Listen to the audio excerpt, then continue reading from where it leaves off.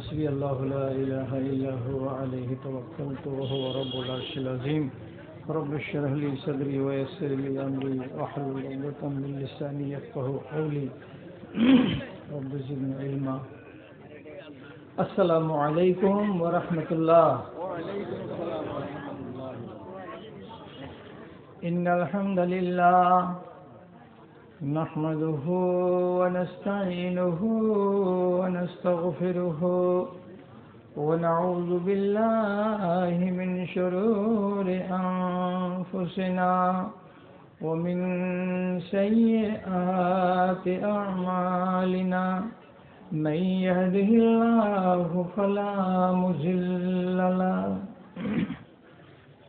ومن يضلله فلا هادي له وأشهد أن لا إله إلا الله وحده لا شريك له وأشهد أن محمدا عبده ورسوله.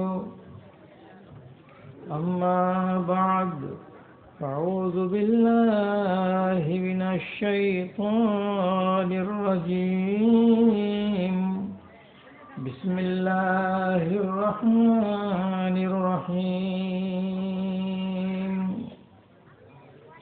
واتل عليهم نبأ الذي آتيناه آياتنا فانسلخ منها فأتبعه الشيطان فكان من الغاوين.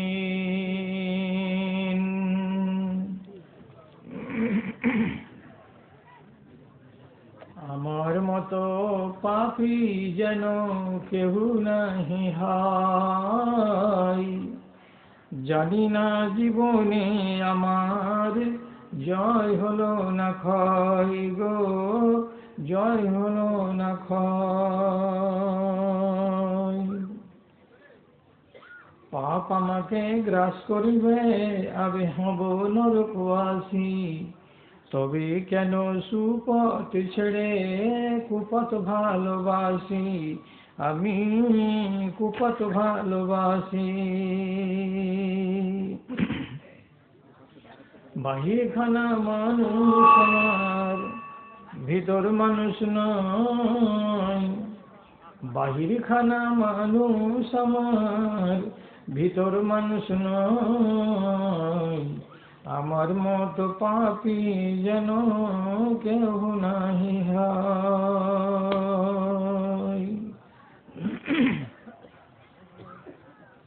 শ্রদ্ধেয় সভাপতি সাহেব, সমবেত এই গ্রাম তথা পার্শ্ববর্তী অন্যান্য গ্রাম থেকে মসজিদের একরাশ দরদ সাথে নিয়ে ইমানি জজবাকে সঙ্গে নিয়ে উপস্থিত বিভিন্ন শ্রেণীর ছোট বড় আমার ভাই ও বন্ধুগণ তথা মজলিসের এক পার্শ্বে স্ক্রিনের সামনে বসে থাকা অবলা সরলা স্নেহের মা ও ভগ্নীগণ, আল্লাহর শুকরিয়া আদায় করছি যে দীর্ঘদিন পর আপনারা এইভাবে এক জায়গায় জমায়েত হওয়ার সুযোগ পেয়েছেন। শোনার উদ্দেশ্যে আপনি এসেছেন আর বলার উদ্দেশ্যে আমি এসেছি। অনেক কথা শোনা হলো, অল্প আর কিছু কথা আপনাদের বাকি আছে। সেই অল্প কথা কয়টিকে বলে নিয়ে আপনাদেরকে ছেড়ে দেব ইনশাআল্লাহ। খুব বেশি সময় বরাদ্দ নেই, যেহেতু 10 জায়গায় যেতে হবে এবং নিজের শরীরটাকে বাঁচিয়ে কাজ করতে হবে। এবার আপনাদের মন মানসিকতাও কিছুটা আমার সহায় সম্বল, সুতরাং আপনাদের দিকে দেখেও কিছু কথা হতে পারে। আমি আপনাদের সামনে সূরা আরাফের 175 নম্বর আয়াত পড়লাম। এই আয়াতটাকে আজকে আলোচনার বিষয় হিসাবে স্থির করলাম, আর সেখান থেকেই কিছু কথাকে বাহির করে বেছে আপনাদেরকে দিয়ে যাচ্ছি। আল্লাহ তাআলা কোরআন মাজিদে বহু জায়গায় এইরকম কথা বলেছেন। কেমন? রাসূলকে বলছেন অমুক ঘটনাটা আপনি এদেরকে শুনান, কখনো আবার বলবেন অমুক যে কেসটাটা ঘটেছিল অমুক অমুকের যুগে, আপনি এদেরকে ওই কেসটাটাকে বয়ান করেন। তো এটা আল্লাহ তাআলার নিজেরই ভঙ্গিমা। যেগুলো গত দিনে গত হয়ে গেছে সেগুলো কথাকে আবার সামনে নিয়ে আসার মানে হলো ওইখান থেকে কিছু গ্রহণ করা, এখান থেকে কিছু শিখা। এই জন্য অতীতের কথাকে আমাদেরকে স্মরণ করার কথা আল্লাহর কোরআন বলছে। আজ আল্লাহ তাআলা বলছেন, আপনি হে নবী এই লোকগুলোকে সেই লোকটার কথা বলে শুনান যেই লোকটাকে আমি আমার নিদর্শন দিয়েছিলাম, আমি আমার পক্ষ থেকে বিদ্যা বুদ্ধি দিয়েছিলাম, আমি তাকে সুন্দর আক্কেলের মালিক বানিয়েছিলাম, দিয়ে আমি তাকে চারিদিক থেকে সমৃদ্ধ করে আমি সুনামের সাথে তাকে বাঁচিয়ে রেখেছিলাম। কিন্তু ওর পাছে শয়তান লেগে গেল, আর যখনই ওর পেছনে শয়তান লেগে গেল ওকে পথভ্রষ্ট করে দিল। আর দেওয়ার পরে সেই লোকটা এত সম্মানী, এত ইজ্জতওয়ালা, এবং ওর আমি কোনো একটা কথাকে ফেলতাম না, আসমান থেকে যে কথাই বলতো সেটাই আমি শুনতাম, সে কথাটা শেষের বেলায় লাঞ্ছিত হয়ে গেল।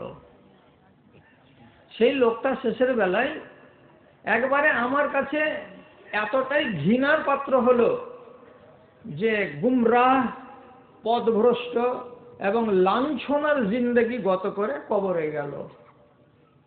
তাহলে প্রথমে আল্লাহর কিতাবের কথাকে পেয়ে জেনে তার উপরে আবার বিশ্বাস করে কিছুদিন সম্মানের জীবন কাটিয়ে আল্লাহর কথাকে যখন আবার অগ্রাহ্য করলো তখন ওর উপরে লাঞ্ছনা এবং আল্লাহর ভৎসনা নাজিল হলো।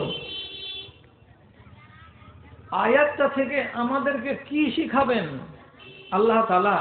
যে তার নবীকে বললেন যে ওই ঘটনাটাকে আপনি এদের সামনে বয়ান করুন। তো নিশ্চয় এখানে কোনো দুর্গতি আছে, কোনো অঘটন ঘটেছে, না হলে এমনটা হবে কেন? আমরা কি কিতাব পাইনি? আমরা কি কোরআন মাজিদ পাইনি? আমরা কি নবীর হাদিস পাইনি? সব পেয়েছি। এমন পর্যন্ত কি আমরা যেন কোনো কথা ভুলে না যাই তার জন্য প্রত্যেক শুক্রবারের দিন জুমার খুতবা আল্লাহ তাআলা ধার্য করেছেন যে আমাদেরকে 25 মিনিট করে মৌলভী সাহেবেরা 7 দিনে একদিন ওয়াজ শোনাই, যাতে আমি নিজেকে ভুলিয়ে না দিই। তারপরেও আমার অবস্থাটা কি দাঁড়িয়েছে এইটা হলো আজকে দেখার। আমাদের পিছনে কি শয়তান লেগে গেছে? যেভাবে আল্লাহ তাআলা তার দ্বীনটাকে আমার উপরে দেখতে চাইছেন, আপনার গায়ে দেখতে চাইছেন, সেভাবে কি আমি আল্লাহর দ্বীনকে বাঁচিয়ে রাখতে পেরেছি? যদি বলি যে হ্যাঁ পেরেছি তাহলে কোনো প্রশ্ন নেই। আর যদি বলি যে না, আল্লাহ এবং তার রাসূল যেভাবে চাইছেন তার দ্বীন এভাবে কায়েম থাকুক দুনিয়াতে, তাহলে সেভাবে যদি আমি কায়েম করে থাকতে না পারি তাহলে নিশ্চয়ই এই কথাটাই হলো যে আমাদের পেছনে আমাদের জাতশত্রু ইবলিস শয়তান লেগে আছে। অতএব আমার পরিণাম হবে এটাই যা পরিণাম আমার আগেকার সেই লোকেদের হয়েছিল। তো কি হয়েছিল এমন, এটা একটু জানা দরকার। জানছি, আস্তে আস্তে জানছি। আগে নিজেদের হালাতটাকেই তো জানি। নবী করিম সাল্লাল্লাহু আলাইহি সাল্লাম বড় আক্ষেপের সাথে একটা হাদিস শুনিয়ে গেছেন। হাদিসটা শুনলে ইমানদার মানুষদের মনটা আনন্দিত হবে না, দুঃখিত হবে। তিনি কি বলেছেন? ইন্নান নাসা দাখালু ফিল ইসলামি আফওয়াজা লা ইয়াখরুজান্না মিনাদ দীনি আফওয়াজা। রাসূল মরার আগে এই কথাটা বলেই গেছেন যে আমার সামনেকার লোক কটা শুনে রাখো, আর আমার এই উক্তি আর আমার এই কথা যতদিন দুনিয়াতে থাকবে আর লোকেদেরকে শোনাবে তোমরা শুনতেই থাকো আর কথাটাকে বুঝতে চেষ্টা করো। কি বললেন রাসূল? আমার বয়স যেদিন 63 বছর হলো, সেদিন চারিদিক থেকে বেদিনেরা ইসলামে ঢুকতে আরম্ভ করলো। ঝাঁকে ঝাঁকে দলে দলে মুসলমান হতে লাগলো।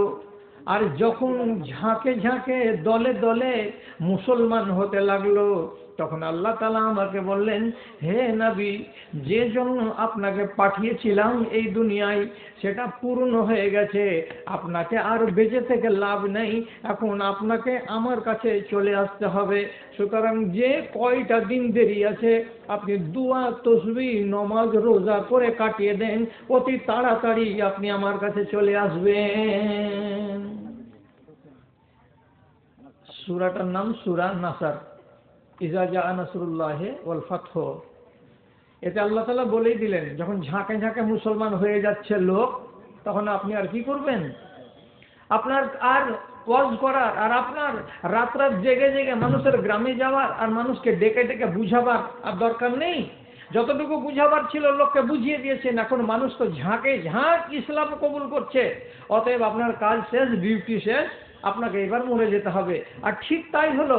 আল্লাহ পাকের রাসূল এই সূরাটা নাজিল হওয়ার অল্প কিছুদিনের মধ্যে মধ্যেই দুনিয়া ছেড়ে চলে গেলেন। বললেন কি কথা? একদিন মানুষেরা যেমন ঝাঁকে ঝাঁকে দলে দলে ইসলামে দীক্ষিত হয়েছে, দাখিল হয়েছে, তেমনি একটা দিন সময় আসছে, আগামী দিনে এইভাবেই মানুষেরা ইসলাম থেকে দলে দলে দলে দলে বেরিয়ে যাবে, ঝাঁকে ঝাঁকে ঝাঁকে ঝাঁকে ইসলাম থেকে বেরিয়ে যাবে। কি কত দুঃখের কথা! আজকে ঢুকছে তো ঝাঁকে ঝাঁকে দলে দলে ইসলামে ঢুকছে, ইসলামকে ভালোবেসে। আর রাসূল বলছেন একদিন আসবে যে মানুষ দলে দলে ইসলাম থেকে বেরিয়ে যাবে, ঝাঁকে ঝাঁকে বেরিয়ে যাবে। সেই দিন এসেছে না আসেনি? সেই দিন আমরা দেখেছি না দেখিনি? একটু জানতে হবে, একটু ভাবতে হবে। রাসূল এমন কথাটা বললেন, তাহলে কবেকার কথা এইটা? আপনার চোখে পড়ে না, আমার চোখে পড়ে না। তো আমি আজ শোলমারিতে আছি, আমি শোলমারির কথা বলবো। যেদিন আমি হয়তো অন্যদিন বিশনপুরে থাকবো, সেদিন বিশনপুরের কথা বলবো। এই গ্রাম থেকে দলে দলে যে কতটি মানুষ ইসলাম থেকে বেরিয়ে গেছে আপনিও জানেন না, আপনার গ্রামের মোড়ল সর্দারও জানে না।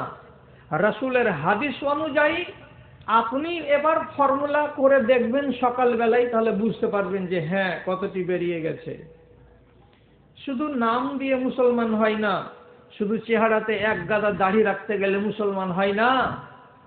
মুসলমানকে ইসলামের উপরে থাকতে হলে আরকান আর আহকাম মেনে চলতে হয়, তাহলে মুসলমান হয়।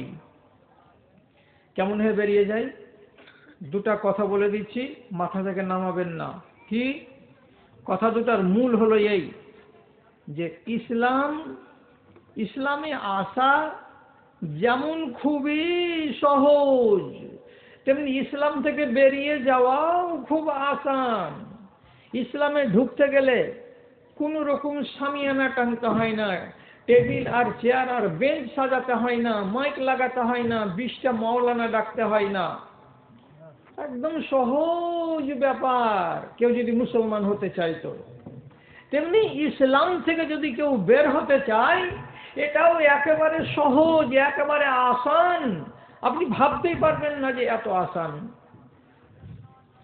অনেক লোকে বলে যে মৌলভী সাহেব, বাংলা কিতাবে পড়েছি কেউ যদি মুসলমান হতে চাই তাহলে ওকে গোসল করতে হবে, গোসল না করলে মুসলমান হওয়া যাবে না। আমি বলছি আপনাকে ভালো করে শুনুন, গোসল যদি করে তো ভালো, আর গোসল যদি না করে আর না করেই যদি মুসলমান হয়ে যায় আর যাওয়ার পরে গোসল করে, অসুবিধা নেই। ইসলাম অত কড়া নয়, ইসলাম এত শক্ত নয়। খালি বললেই হলো মুখে আশহাদু আল্লা ইলাহা ইল্লাল্লাহ ওয়া আশহাদু আন্না মুহাম্মাদান আবদুহু ওয়া রাসূলুহু। কত সোজা, পাক্কা একটা বেদিন। কাপড়গুলো ঠিকঠাক নাই, শরীরে যেখানে সেখানে মনে হচ্ছে ময়লা লেগে লেগে আছে, এত গান্দা একটা গেও মানুষ। রাসূল যুদ্ধ থেকে ফিরে আসছেন, ময়দানে খিমা লাগা আছে। তো রাসূল ময়দানে খিমা থেকে বেরিয়ে একটু রাস্তার কিনারায় খাড়া হয়েছেন। তো একটা লোক চলে আসছে। তো লোকটার কাপড়গুলো ঠিকঠাক নাই, চেহারাটা ঠিক নাই, উস্কো খুস্কো এবড়ো খেবড়ো শরীর। ওকে ডেকে বলছেন, শোনো শোনো। রাসূলের কাছে লোকটা আসার পরে তখন বলছে, তুমি কিছু ভালাই পেয়েছ? তো লোকটা বলছে, কিসের ভালাই? তো বলছে, ভালাই মানে তুমি ইসলাম কবুল করেছ? লোকটা বলছে, না। বলছে, আমি নবী, আমি শেষ নবী, আমার নাম মুহাম্মদ সাল্লাল্লাহু আলাইহি ওয়াসাল্লাম। তুমি যদি আমার হাতে বয়াত করো, ঈমান আনো তো আনো। আমি বহু লোককে দাওয়াত দিলাম, মুসলমান হলো। লোকটা হুজ্জতি করে বলছে, তুমি নবী? খালি বলে দিলি হয়ে গেল যে আমি নবী? তা আমি যদি বলি জোর করে যে আমি নবী, তাহলে আমি নবী হয়ে যাব? দেহাতি লোক, হুজ্জতি কথা। রাসূল বলছেন, একটা জিনিস আমি করে দেখাচ্ছি, যদি তোমার মন লাগে, বিশ্বাস জাগে, তো আমাকে নবী বলে মানো। যে হ্যাঁ, দেখাও, কি দেখাবে? এখান থেকে অল্প দূরে 100 মিটার দূরে একটা খেজুরের গাছের দিকে রাসূল এইরকম করে ইশারা করলেন। আর করার পরে খেজুরের গাছটাকে এইরকম করে ডাকছেন, যেমন মানুষকে আমরা ডাকি এইরকম করে, আয় এদিকে আয়, শোন। রাসূল খেজুরের গাছটার দিকে এইভাবে ইশারা যেমনি করলেন, হাদিস বলছে, ওয়াহিয়া তাকুদ্দুল আরজা খাদ্দা, হাতি যেমন মোটা মোটা পা দিয়ে থপ থপ থপ থপ থপ থপ করে পা তুলে আর এগিয়ে যায়, ওই রকম খেজুরের গাছটা জড় সমেত, কিছু মাটি সমেত ওখান থেকে থপ থপ থপ থপ করে আগাতে আগাতে আগাতে আগাতে আল্লাহ পাকের নবীর কাছে এসে হাজির হলো।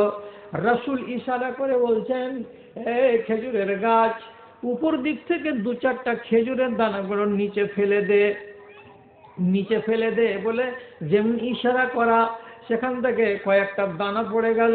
আর যেমনি খেজুরের কটা দানা পড়ে যাওয়া, রাসূল তার হাতে দিলেন। আর দেওয়ার পরে বলছেন, খাও। গাছ এসেছে 200 মিটার দূর থেকে মানুষের মতো করে হেঁটে, আর তার উপরে শুকনো গাছ থেকে খেজুর পেড়ে দেখিয়ে দিলেন রাসূল। তারপরে এইবার ওর দিকে বলছেন, দেখে তোমার মন বলছে যে আমি একজন নবী আর আমার উপরে তুমি ঈমান আনবে? লোকটা বলছে, জি হ্যাঁ, ঈমান আনবো। আল্লাহ পাকের রাসূল ওকে জিজ্ঞেস করলেন না তুমি পাক আছো না তুমি না পাক আছো, তোমার পেশাব লেগে আছে কাপড়ে না পেশাব লাগা নাই, কাপড়টা ভালো আছে, কোনো কথা জিজ্ঞেস করলেন না, তাকে গোসলের জন্য বললেন না। এক কথাই যখন লোকটা রাজি হলো, রাসূল ওকে কালেমায়ে শাহাদাত পড়িয়ে দিলেন। আর যেমনি কালেমায়ে শাহাদাত পড়িয়ে দেওয়া হলো, 5 মিনিট আগে যে লোকটা পাকা হালে কুফর ছিল, কাফের ছিল, 5 মিনিটের মাথাতে সেই লোকটা পাকা ইমানদার হয়ে গেল। ইসলামে ঢোকার জন্য কোনো রকমের কিছু তাকে ঝড় ঝামেলা করতে হলো না, সামান্যতম একটু চেষ্টা, বলো শুধু মুখে লা ইলাহা ইল্লাল্লাহ।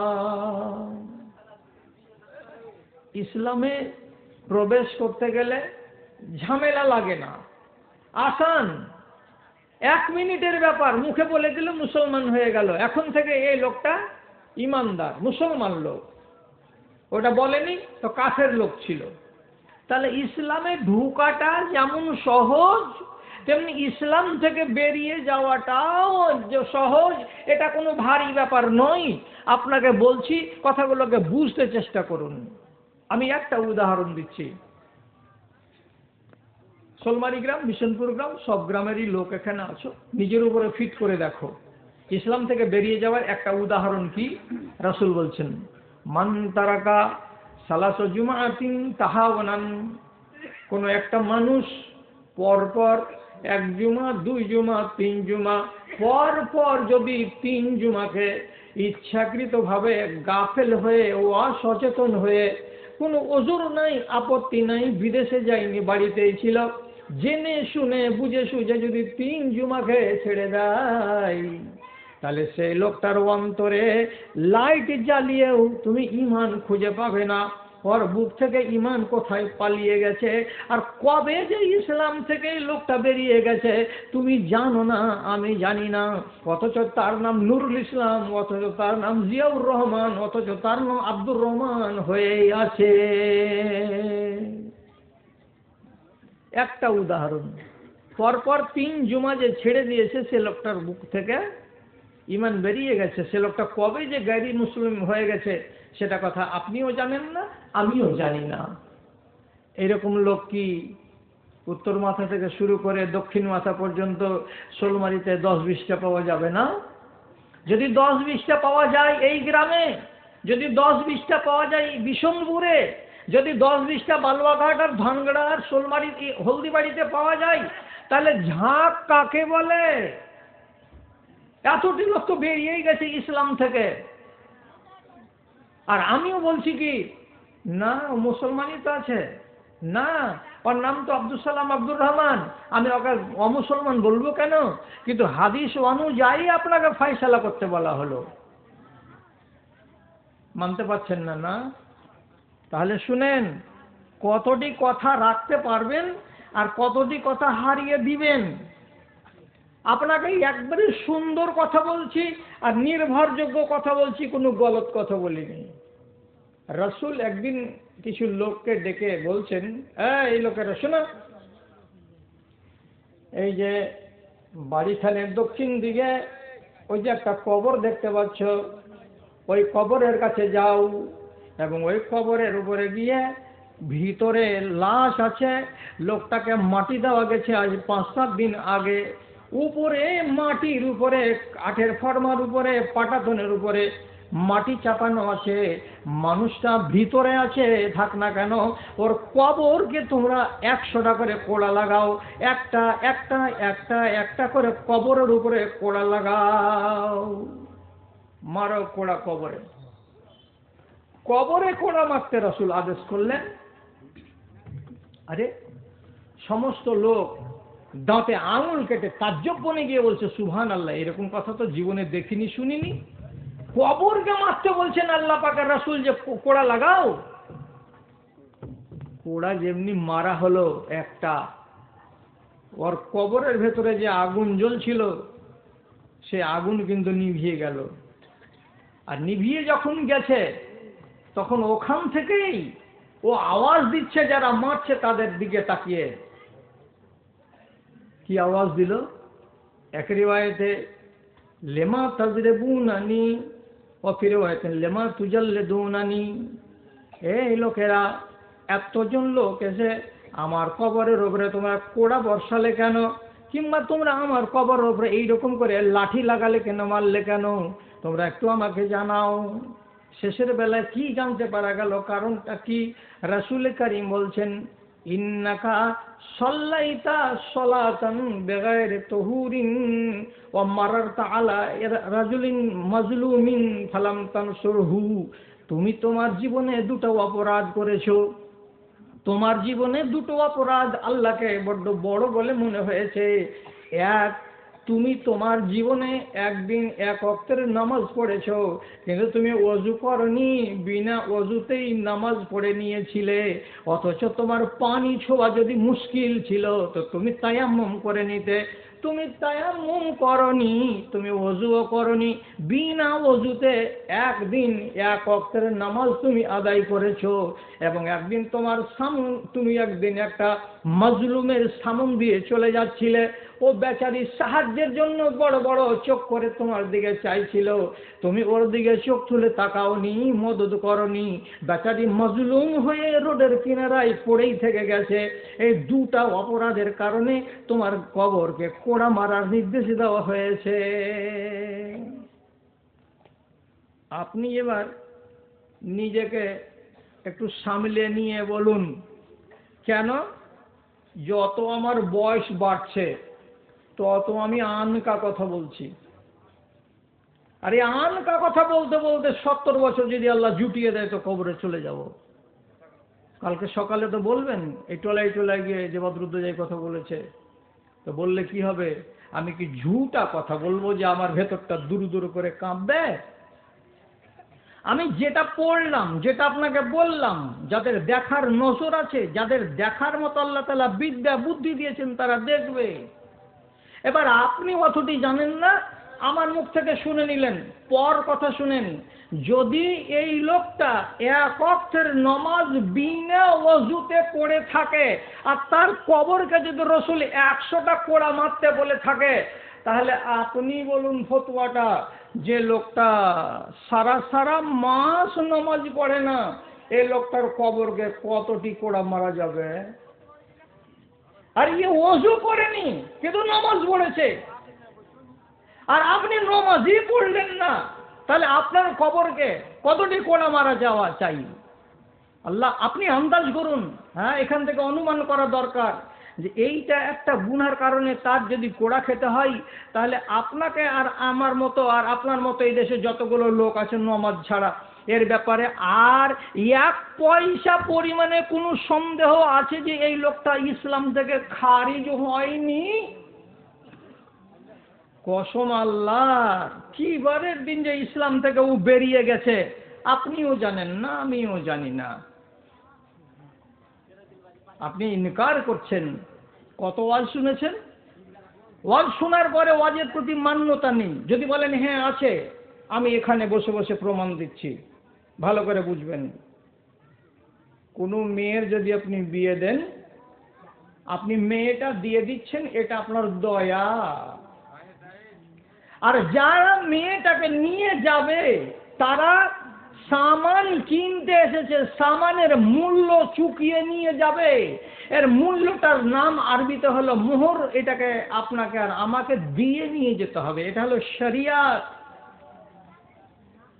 আপনি একটা মেয়েকে নিয়ে যাবেন আর উল্টা আপনি টাকা নেবেন, এটা শরিয়ত নয়। কসম আল্লাহর, এটা শরিয়ত নয়। এটাকে শরিয়ত বলে না।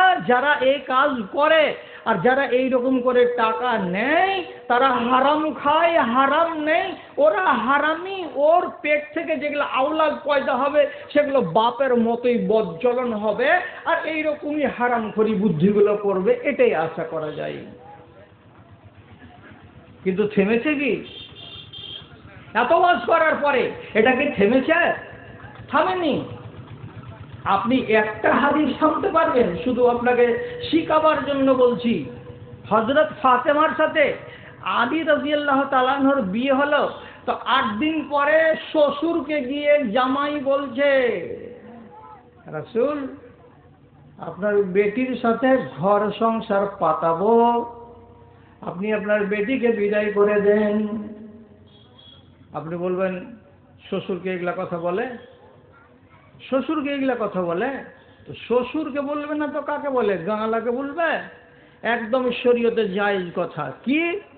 আপনি আপনার বেটিকে সাজিয়ে দেন, দিয়ে আমার বাড়ি পাঠিয়ে দেন, আমি আপনার মেয়েকে নিয়ে, আমি আমার বিবিকে নিয়ে ঘর সংসার সাজাবো। এর মানে হলো এই, স্বামী স্ত্রীর জীবনটা যেমন সুখের হয়, স্ত্রী যদি দূরে থাকে তো সুখের হবে না, পুরুষ যদি দূরে থাকে তো সুখের হবে না। এরা দুজন একজন আর একজনের কাছে আসবে। আপনি আমাদের দুইজনকে কাছে আসার সুযোগ করে দেন, আমরা যেন এখান থেকে তাকে নিয়ে যাই, আর নিয়ে গিয়ে আমি বাসর রাত মানাই। রাসূল বলছেন, বিয়ে হয়ে গেছে রে বাবা গত সোমবারের দিন, কিন্তু আমার বেটির যে মোহর টোহর কিছু দেওনি। তো কিছু মোহর টোহর না দিলে এমনি এমনি নিয়ে চলে যাবে আমার বেটিটাকে?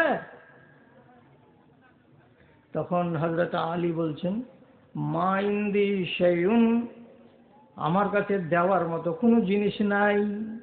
আপনি তো আগে থেকেই জানেন, যেদিন আমার বয়স 8 বছর সেদিন আপনি আমার বাপ আবু তালেবের কাছ থেকে ছাড়িয়ে নিয়েছিলেন এই কথা বলে, চাচা আপনি এই ছেলেটাকে ছেড়ে দেন, আমি তার ভরণ পোষণ চালাবো, আমি তার দেখাশোনা করব। সেই দিন থেকে আপনি আমাকে লুঙ্গি দিয়েছেন, জামা দিয়েছেন, আপনি আমাকে খাবার দিয়েছেন, আপনি আমার সব কিছু সম্পর্কে, যদিও আপনি আমার চাচাতো ভাই। আজ আপনার বেটিকে বিয়ে করেছি, তা আমি কোথায় টাকা পাবো? আপনি তো সব আমার কাছে কিচ্ছু নেই, কিছু থাকলে আপনার বেটির জন্য আমি আপনার হাতে তুলে দিতাম। যখন এই কথাটা বলা, রাসূল তখন ওকে উল্টে বলছেন, আতে নিহা আল হুতাইমিয়াতা, হে আলী আমার জামাই, তোমার কাছে একটা জিনিস আছে, সে জিনিসটার নাম কি? বাংলাতে বলা হয় বর্ম। তার দিয়ে ছোট ছোট করে জাল জাল জাল জাল করে একটা একটা পোশাক বানানো হয়।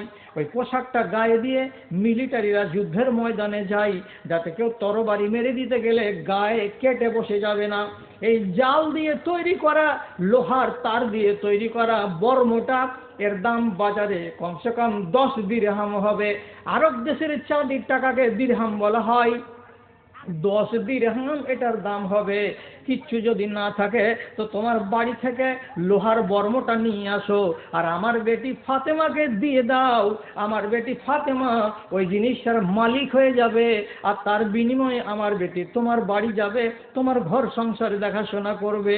হযরত আলী থামলেন না, বাড়ি গেলেন। যাওয়ার পরে লোহার বর্মটাকে, লোহার জেরাটাকে হাতে করে নিয়ে এসে আল্লাহ পাকের রাসূলের কাছে ধরিয়ে দিয়ে বলছেন, এই নেন, আপনার বেটিকে দিয়ে দেন। এবার আমার সাথে আপনার বেটিকে আপনি পাঠিয়ে দেন।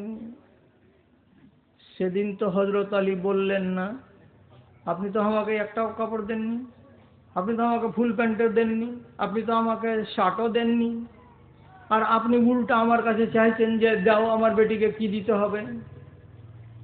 ইসলামের নিয়ম হলো এটা। আপনি 1000 বার শুনেছেন, শোনার পরে আপনি মানবেন না।